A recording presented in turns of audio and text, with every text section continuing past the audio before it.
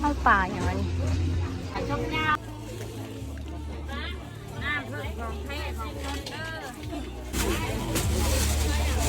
ใส่ทรายเบิ่งอันนี้จีนายน้ำอีแล้วเพลงจุดจีปกติสบายดีและสวัสดีเด้อพ่อแม่พี่น้อง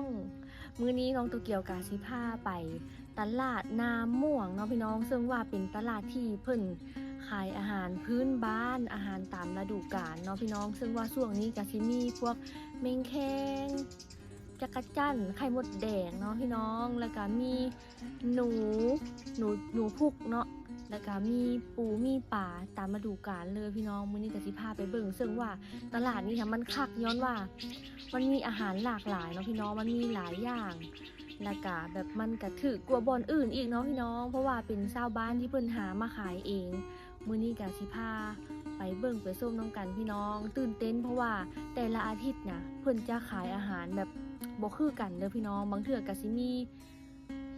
งูสิงพี่น้องบางเทื่อก็สิมีหนูพุกบางเทื่อก็สิมีอึ่งบางเทื่อก็สิมีแบบปลาที่เขาเจ้าดุจากหนองมานะพี่น้องมาขายเนาะแต่ละอาทิตย์ก็สิบ่คือกันเฮาก็เลยแบบคักค่ะไปตลาดนี้เนาะพี่น้องเป็นจังได๋ก็ไปเบิ่งไปส้มน้ำกันเลยเนาะหน่อไม้ไผ่ป่าพี่น้องเบิ่งนี่กองเท่าไหร่เอ่ยกอง20,000พี่น้อง40 บาทแบบปอกก็มีมังหุงก็มี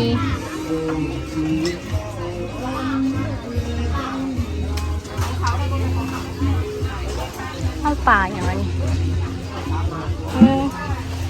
ป่าป่าอย่างเงี้ยนี่ป่าซบยาวป่าซบยาวพี่น้องกองเท่าไหร่กองป่าซบยาวพี่น้องเอาวันกอง3 กล่อง25ก็ได้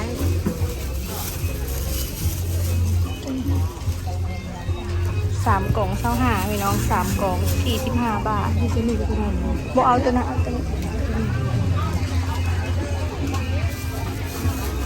ตัวเขาเอิ้นปลาสะโทงเหมือนบ่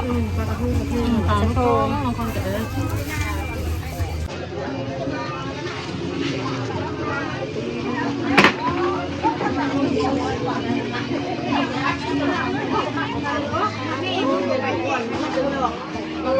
หอยกับกี้พี่น้องจะเอิ้นหอยยังหอยทรายมีไก่บ่ล่ะนี่มีแต่เป็ดบ่ไก่มีแต่เป็นโตพี่น้องเบิ่งอันนี้จีนายกระสะอ่อนลำอันนี้ด้วยไปหาอยู่ลำยังอันนี้ลำอีล้อโอ้อีล้อ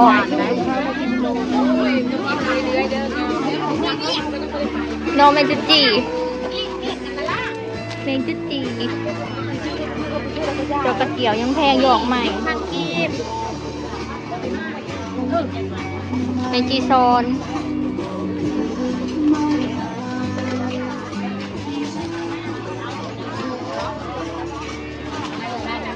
ส่งเท่าไหร่นี่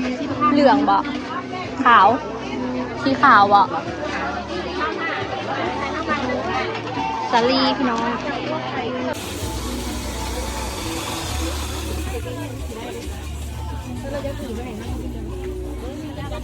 หนู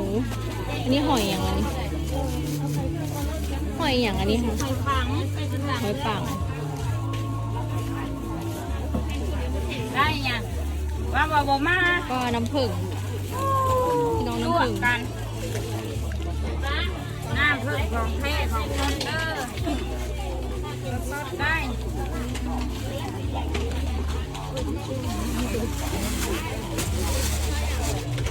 ได้เก่ง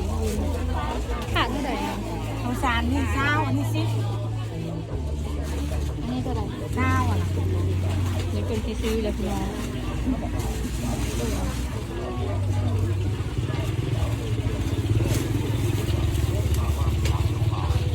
เป็นถาดเลยถาดเท่าไหร่นี่ค่ะฮะ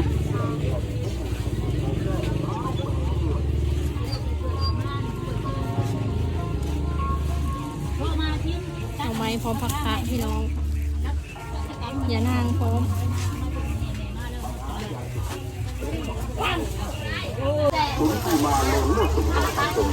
ต้นทุนเสียต่อรูปแบบใหม่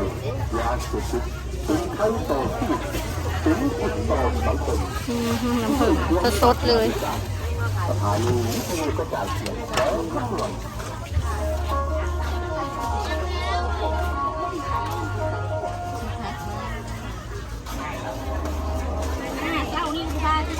ถาดเท่าไหร่นี่ค่ะหน่ออย่างทางลุมหน่ออ้อยบอกของเรา เอาวันหนึ่ง เอาตัวนี้ ตัวนี้เดี๋ยวผมมีเหล้าเลยมีเหล้าตัวโฉขาดนะ เอาตัวนี้ก็ได้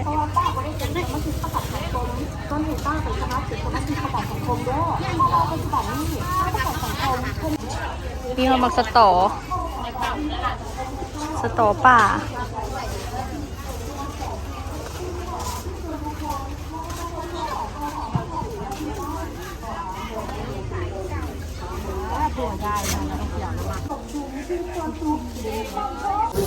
รอตลาดนี้ก็ได้ปลาตะโทงพี่น้องเมื่อปิ้งแล้วก็ได้อันหน่อ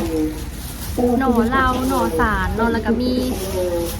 ยอดคอนแคนพี่น้องเป็นแบบรวมเนาะ40 บาทถุงหนึ่งแล้วก็ได้หมากสาลีต้มนี่ตอนนี้น้องตุ๊กเกี่ยวกับอันน้องน้อยก็พากันมากินข้าวเปียกเนาะพี่น้องเพราะว่ายังไม่ได้กินข้าวเที่ยงเลยตั้งแต่มาเราก็พากันมากินอยู่ตลาดน้ำหม่วงเลยเนาะ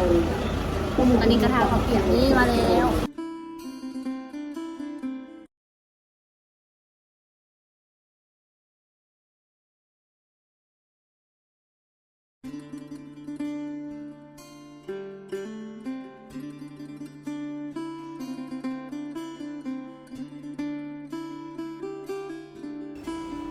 อากาศร้อนซื้อน้ำอ้อยเย็นๆกินพี่น้อง